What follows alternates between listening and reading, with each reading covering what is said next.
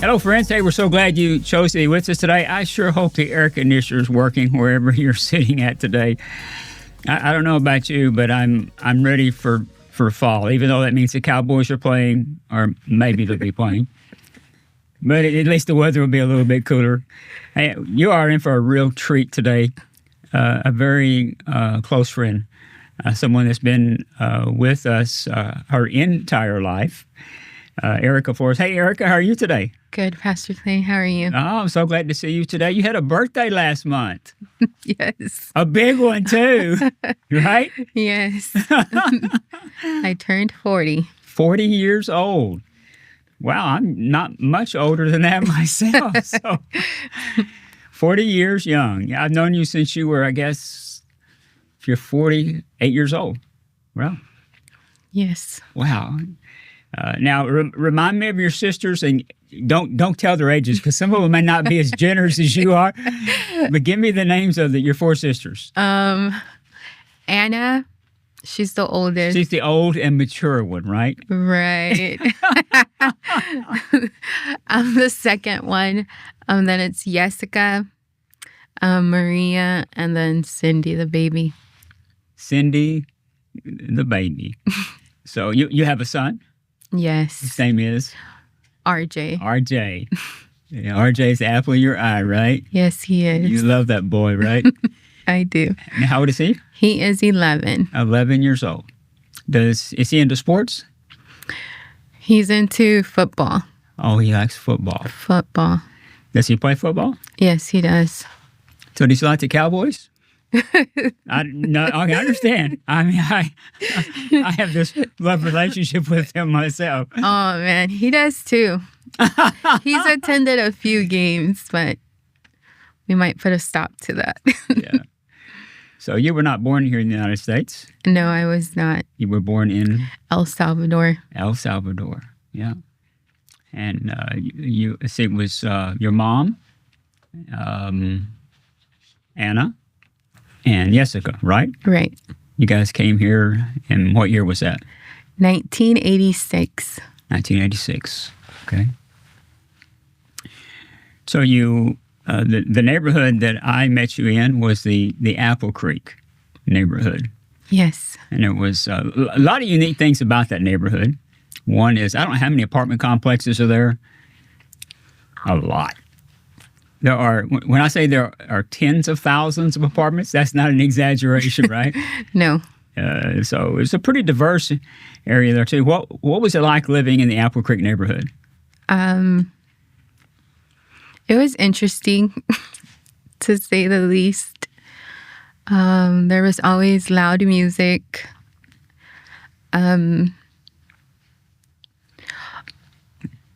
There was a lot of stuff going on, but I think my mom kind of sheltered us from it, unless we saw it with our own eyes, which wasn't a lot, I would think, in my experience. I'm not sure about my sisters. Yeah. And your mom was very, very protective of you. She was. And your sisters, too. Yeah, yes. No question. In El Salvador, in the Apple Creek area, it was predominantly an Hispanic neighborhood. Yes. A large portion of the people were here illegally. So as a result, everybody was kind of on your own. Right. Nobody's calling the police for fear of detention, potential deportation that it would bring to the families. But then a truck showed up in your neighborhood. Right. What do you remember about that? I believe we were living in the Apple Creek apartments because there were so many, but we did move around a lot. But I believe Barbara was the one who started knocking on our doors. I do remember a Robert, though. Oh, yeah, Robert, sure. Yes. So. Robert Daughtery. Yes. So they would. Mr. Serious, right? Yes. Maybe not. They would knock on our door every Saturday and just started building a relationship with us. There was a language barrier. So at first, my mom thought, like, who are these people and what do they want? Because she didn't speak English and they didn't speak Spanish. So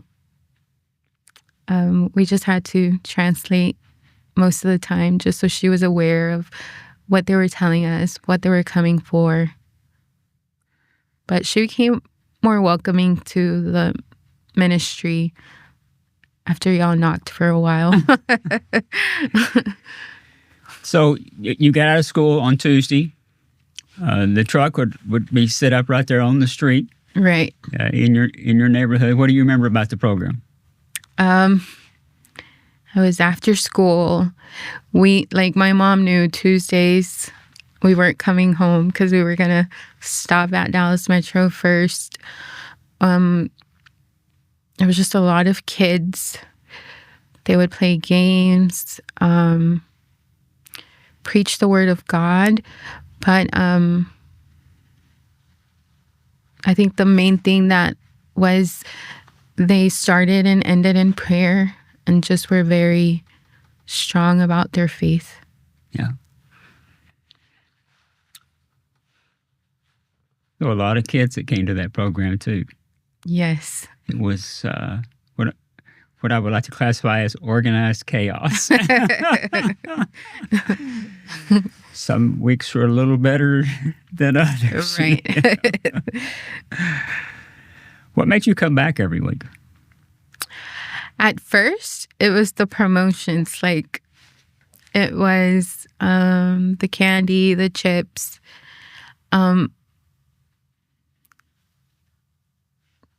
remember one of the first programs. I don't know if y'all had like clowns out there or something. We did. Yes, yeah. Which is funny because you just sent me pictures, and in one of those pictures, I'm dressed up as a clown. So at first, it was just the fun. Like, it was fun for someone seeing from the outside. But then as I continued to go, it was just the memory verses, teaching us about the Bible. So just the way my own relationship with God progressed. So that's why I continued to go. We had summer camp even back in those days. Right. And tell us about the first time Barbara went by to ask your mom about going to camp. So the first year, I think Anna and I were the only ones that were able to go. I'm not sure if Jessica, she might have been too young.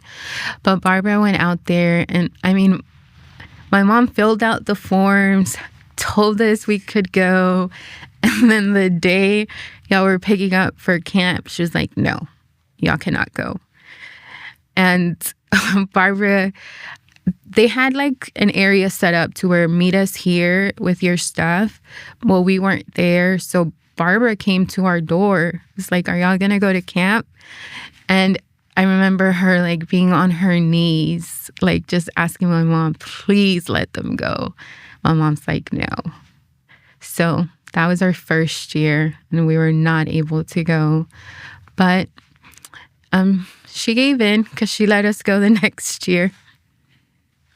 So those would have been back in the Jacksonville days. Right. The campground was a long ways away. Right. And it was smaller than absolutely. Much smaller. I feel like everything was just... Exactly. It was a shotgun. You had boys' dorms on one side, girls' dorm on the other. You had a recreation area. In the middle. Yes, I do remember. See? And then they had a cafeteria that we also used for an auditorium. Right. And it was toasty, to say the least. I tell people all the time, the air conditioners had two positions, on and off. And sometimes you couldn't figure out which position it was on. Right. And yet, in spite of that, God showed up. Right. Every day. Yeah. It was powerful what took place. And I've run into so many people that they say, man, I went to camp and had a great time. Well, I automatically think they meant Lakeview. Like Chris has been going to camp. Hey, Chris, how you doing today, brother? Good. For those of you that don't know, Chris Kraft produces these for us every single week. Good, dear brother. He does come to camp every year. We've almost got him saved. We're this close to this happening. But he's only been to Jackson. He's only been to Lakeview. Okay. So he missed out on the blessings Right. of Jacksonville. Oh. Very different. Yeah, oh yeah, yeah. It was a little on the primitive side compared to what the camps are here. But what makes you come back? What makes you kept you? Not only did you come that first year, the second year, not only did you go to camp, but you kept coming back to Sunday school. Why? My relationship with God, my faith. Yeah. And on top of that, just the relationships I was building with the staff. I mean, I think if we were not there one day, they'd be there like, why weren't y'all there at the tarps? Mm-hmm. We missed y'all. So that kept me coming back. You know, Barbara visited you many times. Yeah, initially, you were her interpreter for your mom. Right. But later, you began volunteering. Right. And you became her interpreter for everyone else. Whoever, right? Yes. Tell us what Barbara meant to you and to your sisters too. Right. So I think Barbara had the closest relationship with Anna. She would call her Anna Banana. Oh my goodness! And then Anna would call her Barbie. Okay, get this. Anytime I think of your sister, I hope I've never called her this publicly, but in my mind, Anna Banana. Right. And then Anna would call her Barbie. Yeah. So my mom knew. Yeah, that's true. Barbie. Right. Yeah. My mom knew she was talking about Barbara when she would say Barbie. But she was just a very special lady. She was very special to our family, to me. I remember once we started volunteering, Barbara loved McDonald's fries.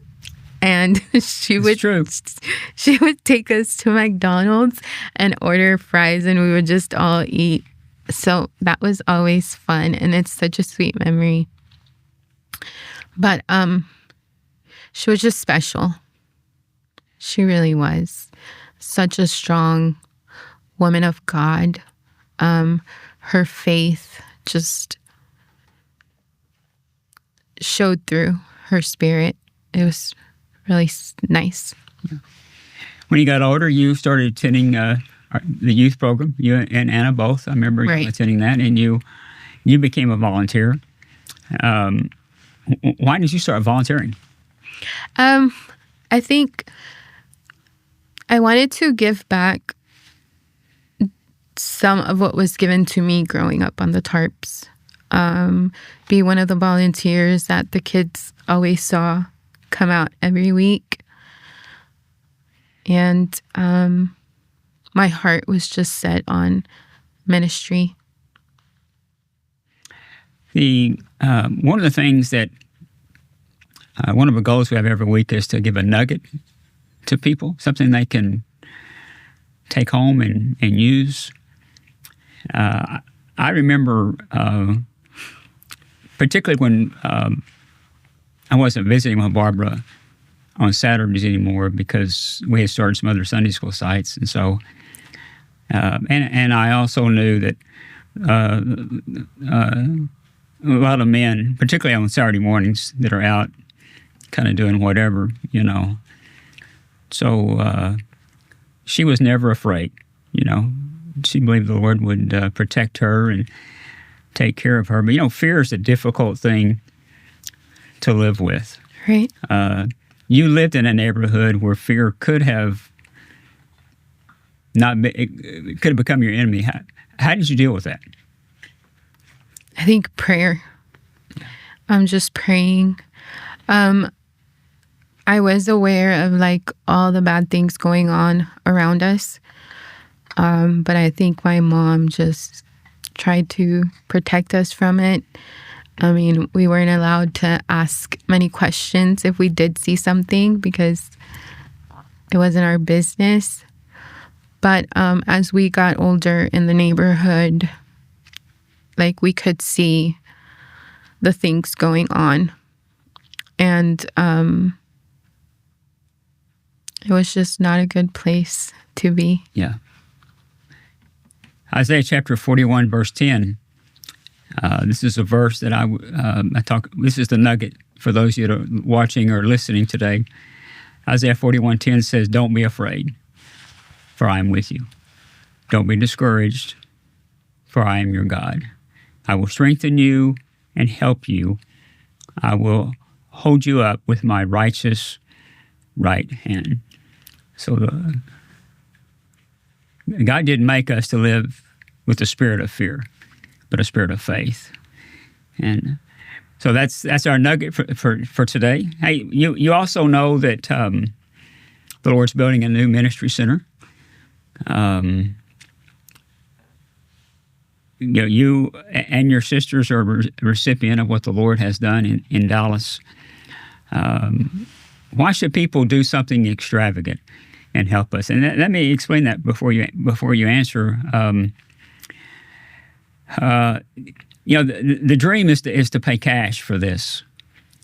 If we were just going to go down to the bank and get a note, then first off, it doesn't. I guess it takes a measure of faith, but not a lot of faith, right? Right. And yet we are committed to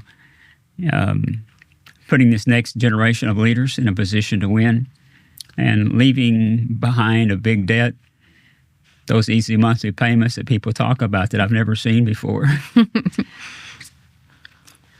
That doesn't happen if you leave debt behind. And then also we want to put them in a position where they have the tools to take Metro to the next level, so they can affect more kids than what we have even, thus far. To do that, somebody's got to do something extravagant. Now, that word extravagant is an interesting word. Extravagant. What is extravagant? What does that word mean to you? Like something out of the ordinary. Oh, there you go. Out of the ordinary. Right. So we need someone, actually a lot of someones, who will do something outside the ordinary so that this dream can become possible. So why should somebody do something extravagant? Instead of saying do it for Dallas Metro, why should they do something extravagant for the Lord? I think because this is what the foundation of Dallas Metro is, doing something extravagant. You and Barbara began this ministry, I believe, from your home, and took a giant leap of faith, something out of the ordinary for what God was calling in your heart at that time. And you're still here 30 plus years later, still doing the extravagant that you set your heart to do. I don't think that God is finished with what you have for this city. So if people would just do the leap of faith with you, I think that the building that God has placed in your heart and the ministry's heart can be paid in full. Amen. I believe that too. Thank you, Erika. I love you very much. I love you too. You're very dear to my heart. Have been for a long time. It's been great to have Erika in the studios today. I hope you heard what she said. Extravagant. Well, when we started this journey 37 years ago, this was never a dream. This was never Barbara-nized. It's not like we said, man, we think we want to start Dallas Metro in Dallas, Texas. No, this is what the Lord was doing. It was His dream. And He's allowed us to be a part of it for a long, long time.